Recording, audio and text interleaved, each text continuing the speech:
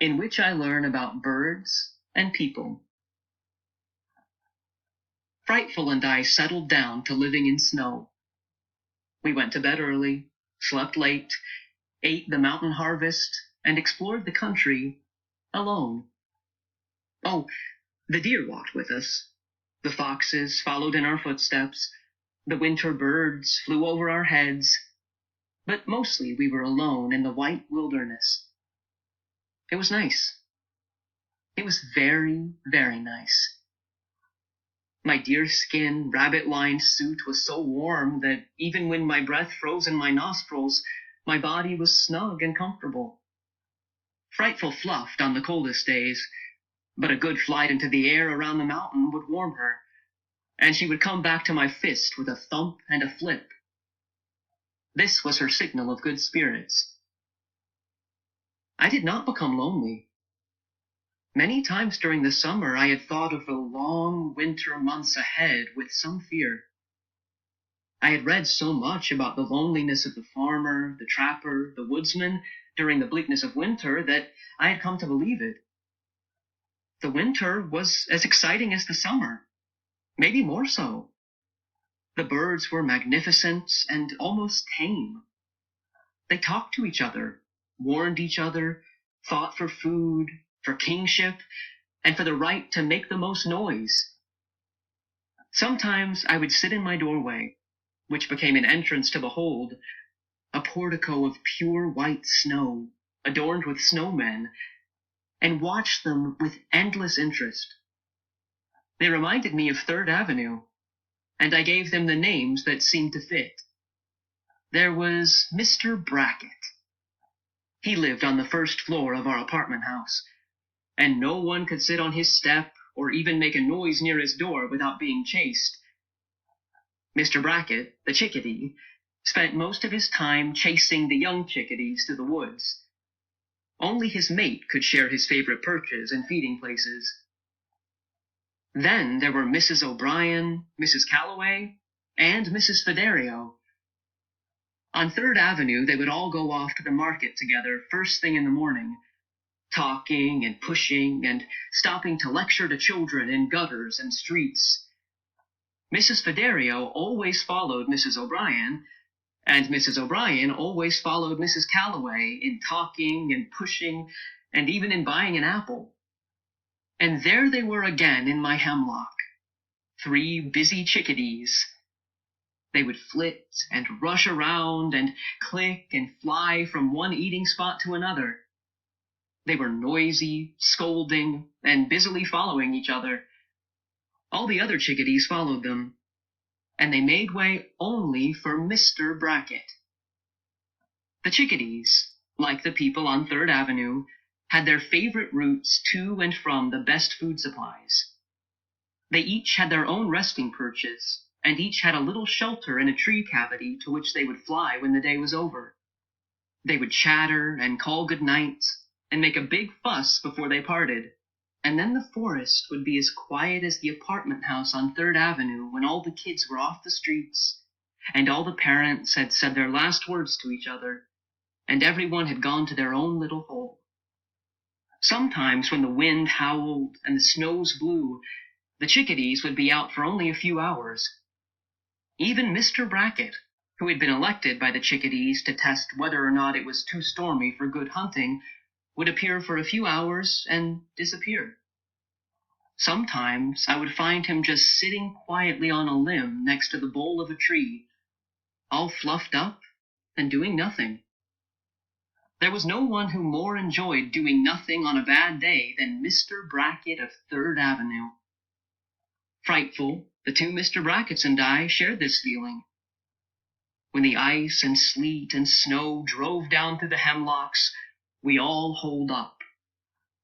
I looked at my calendar pull one day and realized that it was almost Christmas. Banda will come, I thought. I'll have to prepare a feast and make a present for him. I took stock of the frozen venison and decided that there were enough steaks for us to eat nothing but venison for a month. I scooped under the snow for tea-berry plants to boil down and pour over snowballs for dessert. I checked my cache of wild onions to see if I had enough to make onion soup, then set aside some large, firm ground nuts for mashed potatoes. There were still piles of dogtooth violet bulbs and Solomon's seal roots and a few dried apples. I cracked walnuts, hickory nuts, and beech nuts, then began a pair of deer-hide moccasins to be lined with rabbit fur for Bando's present. I finished these before Christmas, so I started a hat of the same materials. 2 days before Christmas, I began to wonder if Bando would come. He had forgotten, I was sure. Or he was busy, I said. Or he thought that I was no longer here and decided not to tramp out through the snows to find out. On Christmas Eve, Bando still had not arrived, and I began to plan for a very small Christmas with Frightful. About 4:30 Christmas Eve, I hung a small red cluster of tea berries on the deerskin door. I went in my tree room for a snack of beech nuts when I heard a faint "Hello!" from far down the mountain. I snuffed out my tallow candle, jumped into my coat and moccasins, and plunged out into the snow. Again, a "Hello!" floated over the quiet snow. I took a bearing on the sound and bounced down the hill to meet Bando. I ran into him just as he turned up the valley to follow the stream bed. I was so glad to see him that I hugged him and pounded him on the back. "Never thought I'd make it," he said. "I walked all the way from the entrance of the state park. Pretty good, eh?" He smiled and slapped his tired legs. Then he grabbed my arm, and with 3 quick pinches, tested the meat on me. "You've been living well," he said. He looked closely at my face. "But you're gonna need a shave in a year or 2. I thanked him, and we sprang up the mountain, cut across through the gorge, and home. "How's the Frightful?" he asked as soon as we were inside and the light was lit. I whistled. She jumped to my fist. He got bold and stroked her. "And the jam?" he asked. "Excellent, except the crocks are absorbent and are sopping up all the juice." "Well, I brought you some more sugar. We'll try next year." "Merry Christmas, Thoreau!" he shouted, and looked about the room. "I see you have been busy. A blanket, new clothes, and an ingenious fireplace with a real chimney. And say, you have silverware." He picked up the forks I had carved. We ate smoked fish for dinner with boiled dogtooth violet bulbs. Walnuts dipped in jam were dessert. Bando was pleased with his jam. When we were done, Bando stretched out on my bed. He propped his feet up and lit his pipe. "And now I have something to show you," he said.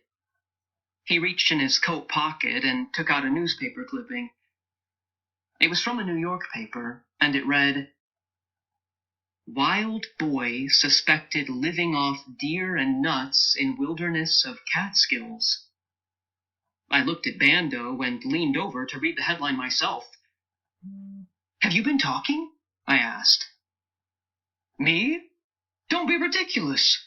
You have had several visitors other than me." "The fire warden, the old lady," I cried out. "Now, Thoreau, this could only be a rumor. Just because it is in print doesn't mean it's true. Before you get excited, sit still and listen." He read, "Residents of Delhi in the Catskill Mountains report that a wild boy who lives off deer and nuts is hiding out in the mountains.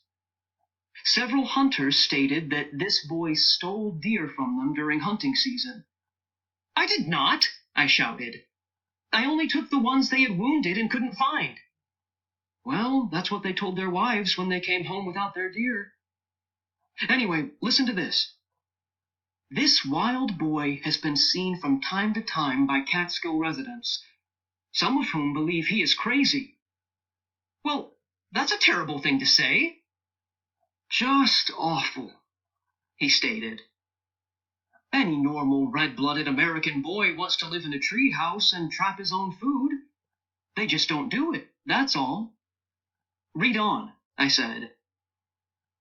Officials say that there is no evidence of any boy living alone in the mountains, and add that all abandoned houses and sheds are routinely checked for just such events. Nevertheless, the residents are sure that such a boy exists. End story. That's a lot of nonsense.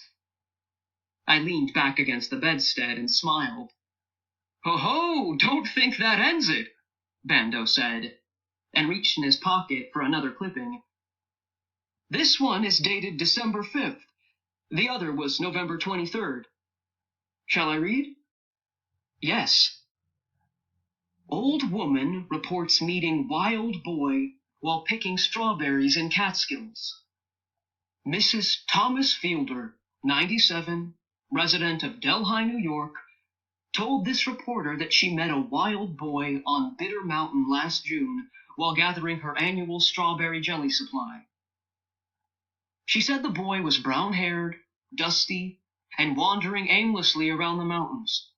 However, she added, he seemed to be in good flesh and happy.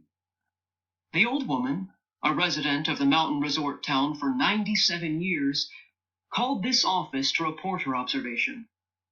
Local residents report that Mrs. Fielder is a fine old member of the community who only occasionally sees imaginary things. Bando roared. I must say I was sweating, for I really did not expect this turn of events. And now, went on Bando, and now the queen of the New York papers. This story was buried on page 19. No sensationalism for this paper. Boy reported living off land in Catskills. A young boy of 17 or 18, who left home with a group of Boy Scouts, is reported to be still scouting in that area, according to the fire warden of the Catskill Mountains.